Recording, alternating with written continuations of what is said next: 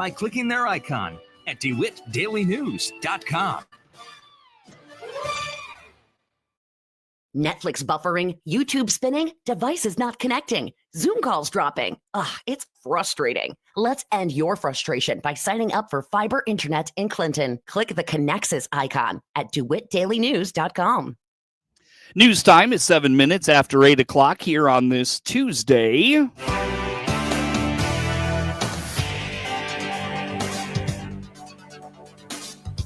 Top of the morning from the newsroom of Regional Radio and DeWittDailyNews.com. I'm Seth Lawrence with this expanded 8 o'clock newscast.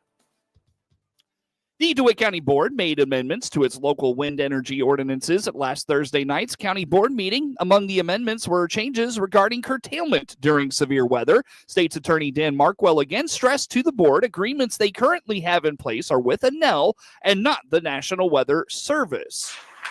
By way of background, I know we've got 10 new board members since the first wind farm was approved. So I guess as the 153.26 E3.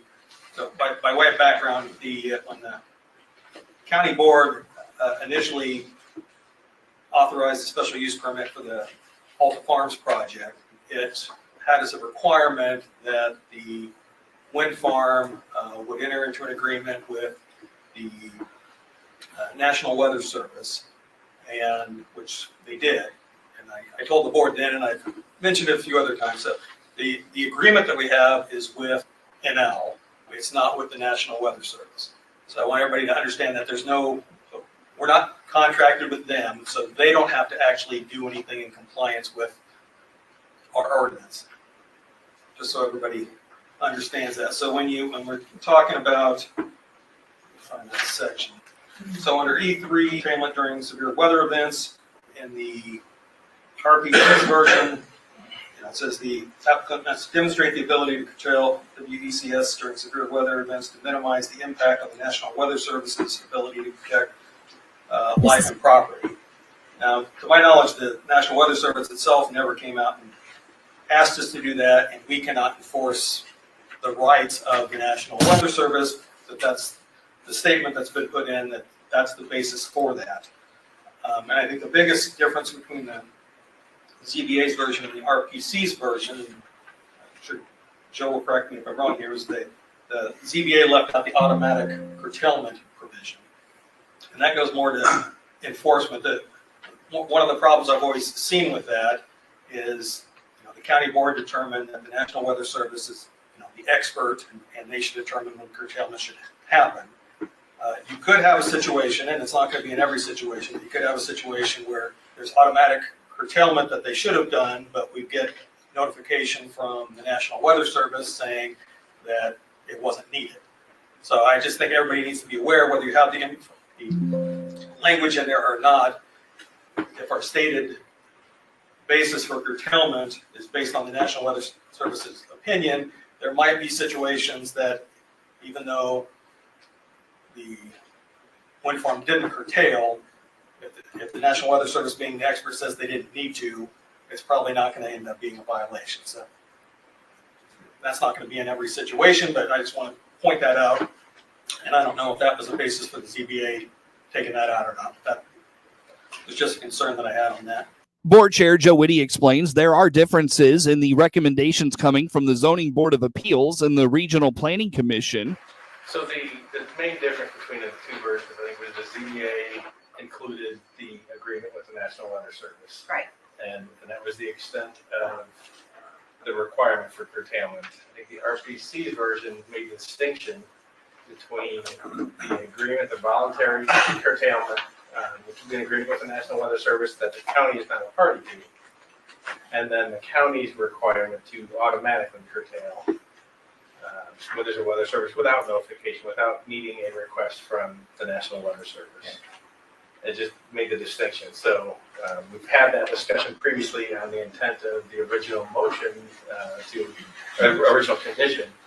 This was just to try to clarify the intention. So you're saying that they should curtail no matter if they're notified by the Weather Service? Well, that's the condition. That's right. The RPC's version says there's an automatic curtailment when there is severe weather that is affecting DeWitt County. and other language in there, but entering into the agreement with the National Weather Service is, just a courtesy, really. They're required to have that agreement, but whether the National Weather Service notifies them or not is not enforceable by us, but there's still a requirement to automatically curtail. Which they've yet to meet. Yeah, they would have, as the county requirement, we get the National Weather Service out of the middle of that.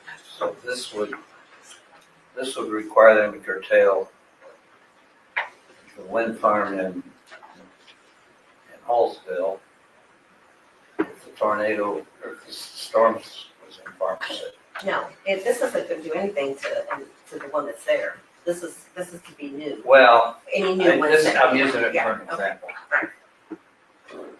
Well, so, I mean, I think what it says is that if DeWitt County issues an alert, they have to curtail. Whitty stressed the county is not dictating under what conditions the curtailment must take place. the other thing is, we're not dictating exactly under what conditions they have to curtail. It's the applicant shall submit a curtailment plan with the application that outlines the procedures that would be followed. So there's still going to be, I think, a proposal that an applicant would bring and that we would approve, but then it's no longer getting the National Weather Service in the middle of that. It's the requirement that the county board would have to approve their curtailment plan that was submitted with their application. If that makes sense. So if their curtailment plan had details in there that, the weather event is going to impact Hallsville, but they've got a wind farm in Farmer City, their curtailment plan could propose something that's different. I think every application will have to be handled differently, right? But I think the intent here was to remove the National Weather Service from the middle of the enforcement side of any type of curtailment violation. The weather service is the ones that tells the county members. Yeah, I was going to say, Well, they tell them when there's a warning, but they don't need to be involved in telling them that they should curtail. Curtailing the wind farm. The county approved the changes at its meeting last Thursday. Local nonprofits are seeing a rise in need as many fall on hard times. Dove of DeWitt County reminds its food pantry is available for anyone in need. Sylvia Comfort with DeWitt County Dove reminds they have been very busy of late and are always seeking donations to help meet that need. So the food pantry is going gangbusters, unfortunately. Yeah, not always a good thing. We go to the Midwest Food Bank and are able to once a month get a large truck and a van full of food that we bring down here. And then a lot of times about halfway through the month, we are able to get an additional smaller batch because we run low on food. And so we have everything in the freezer. We have all kinds of things in the freezer. We get fresh vegetables and fruit and dairy products. And then of course, your cereals and all your other stuff. And people come in and, like I said, we unfortunately see the same people all the time, which is not a problem. That's what we're there for. Mm-hmm. If they need the help, we want to help them. The food pantry is just one of a trio of services provided by Dove. You can visit them at 803 West Leander Street in Clinton. Visit doveinc.org or call their office at 935-6072. With growing interest in cross-country and bass fishing from its students, a local high school has recently announced they will offer both sports this fall. Jason Spang, superintendent of Mount Pulaski Schools, points out in a survey conducted with students, bass fishing came up as the top sport they'd like to see introduced, and the Mount Pulaski Board of Education recently approved bass fishing for next year. Yeah, a couple new opportunities. So we also passed last night at our board meeting bass fishing for the junior high and high school next year. And so we're really excited about that. We actually conducted surveys. Our activities director, Mr. Jonathan Jordan, conducted surveys at the beginning of the school year. And that was our number one new sport of interest. And so we've been taking some extra steps. Obviously, we got that approved last night. We're currently working on a memorandum of understanding between the board and the teachers union on what to appropriate a dollar amount for a stipend for. But actually the RV company here in town, but it's on the southeast side of town, they actually have heavy interest in sponsoring bass fishing for us and actually letting us use a boat for the bass fishing season. So we're in those talks right now. And we also have a parent and a coach in the community who is a professional bass fisherman. So he's interested in coaching that. Now, obviously, we'll open that up and consider all applicants, but very excited about the opportunity to add bass fishing. The Mount Pulaski Board of Education also approved cross-country to its activities. Bass fishing is a recently approved IHSA-sanctioned sport with interest growing across the state. Illinois was the first state in the U.S. to offer bass fishing as a sanctioned school sport. 17 minutes after 8 o'clock is news time on this Tuesday.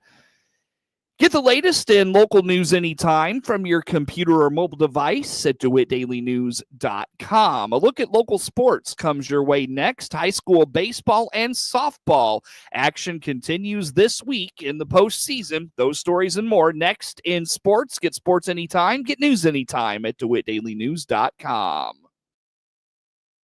Here's Clinton Save-A-Lot owner Dave Jackson on Inflation 3.0.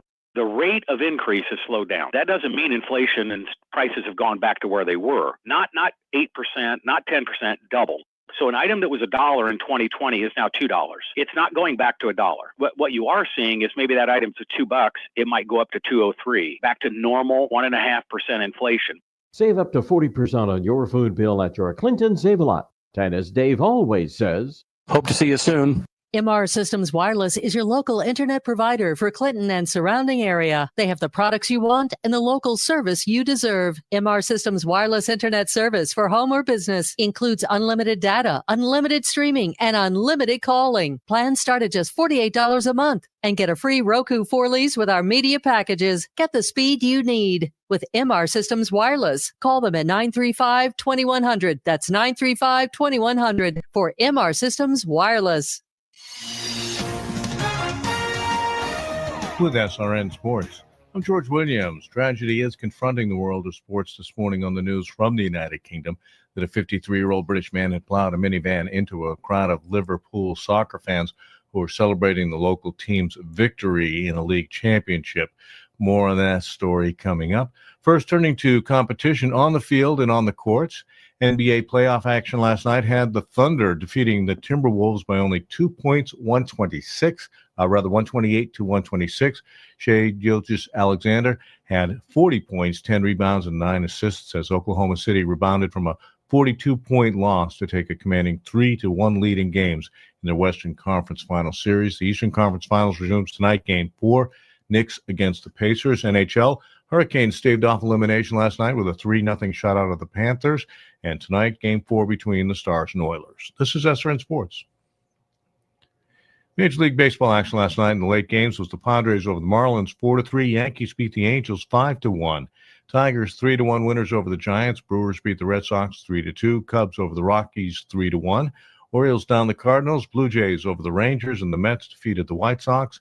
Reds winners over the Royals by a 7-4 score.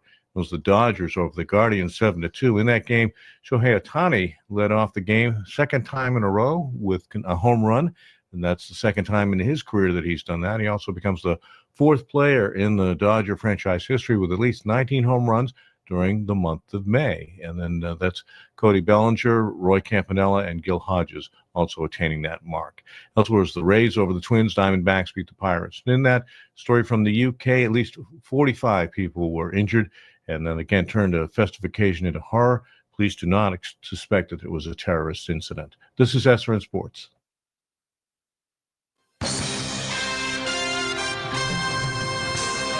Time now for a look at sports. I'm Seth Lawrence with this report.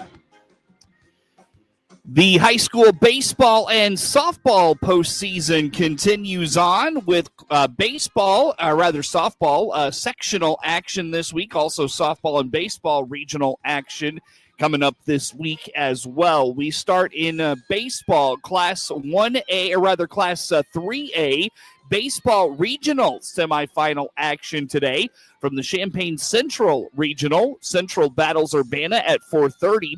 Then Champaign Centennial takes on Lincoln at 6:30.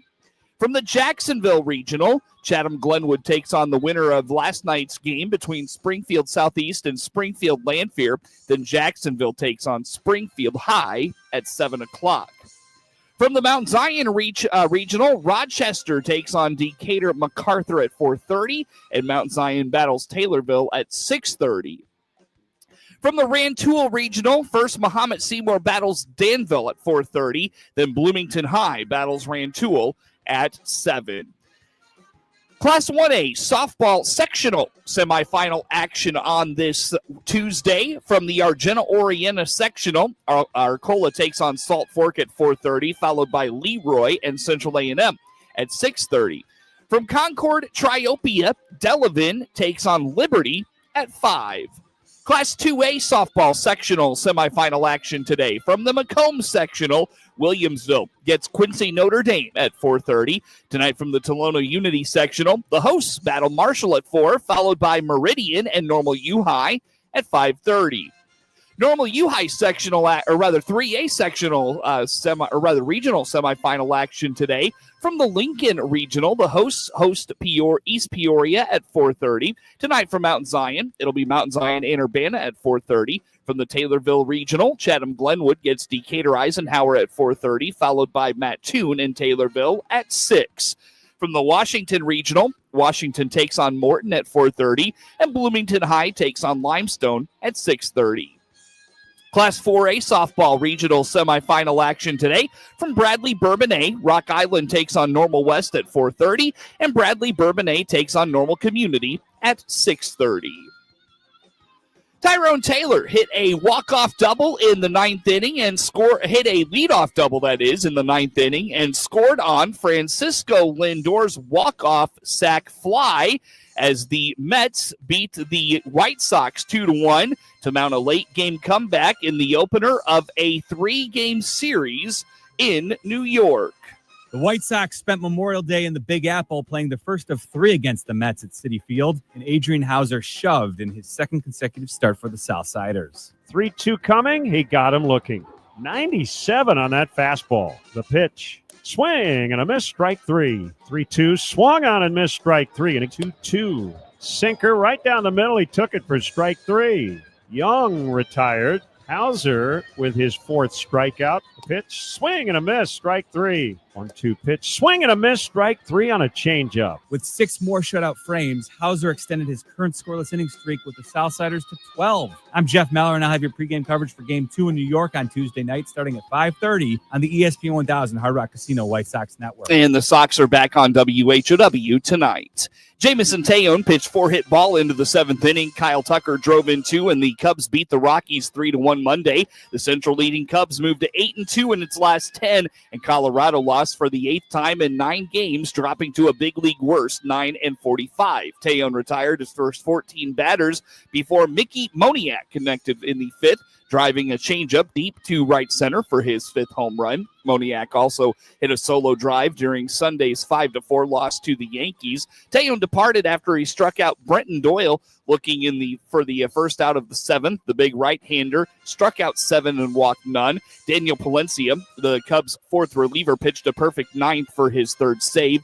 Colorado's Carson Palmquist permitted 2 runs and 3 hits in 5 innings in his 3rd big league start. The Cubs jumped ahead when Ian Happ scored on Dansby Swanson's ground out in the 1st.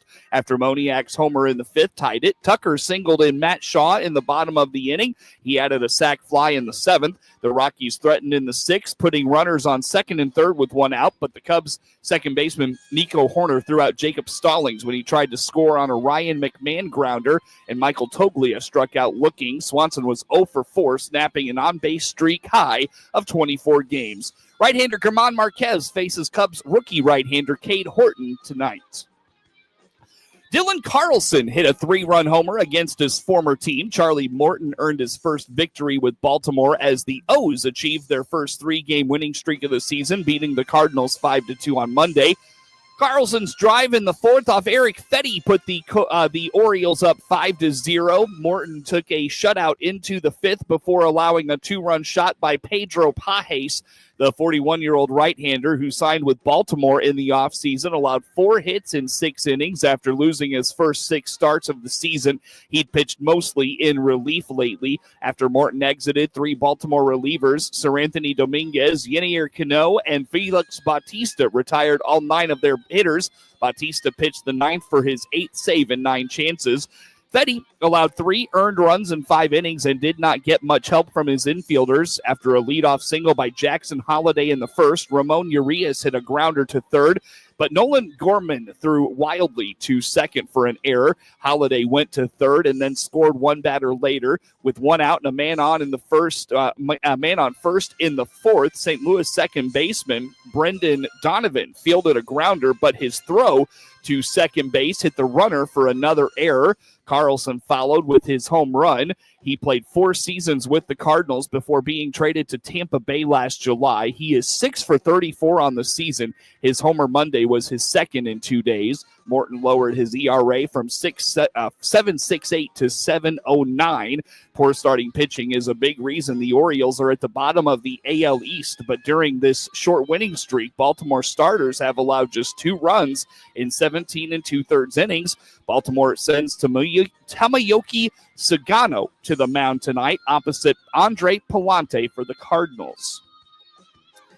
Get sports anytime from your computer or mobile device at DeWittDailyNews.com.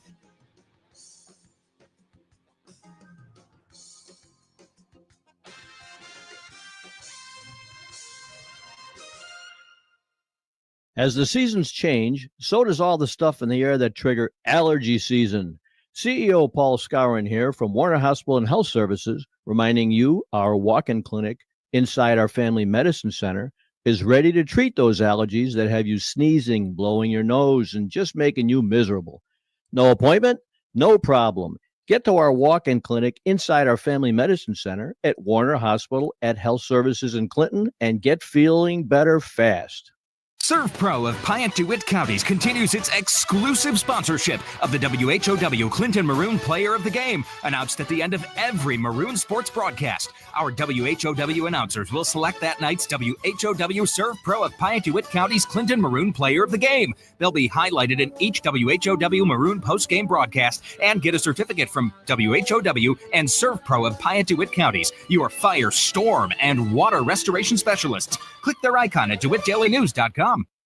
SIU Family Medicine wants the best health for you and your family. Be a champion. Protect your loved ones. The SIU Center for Family Medicine of Lincoln is accepting new patients. Click their icon at DeWittDailyNews.com to schedule your appointment. Hi, I'm Brett with Central Cremation Center. We're proudly offering pet cremation services to help keep your faithful companion close to you. Learn more about our pet services by clicking our icon at DeWittDailyNews.com. With SRN News, I'm Rich Thomason in Washington. President Trump says he would not be surprised if his big, beautiful bill approved by the House looks a bit different by the time the Senate gets through with the measure.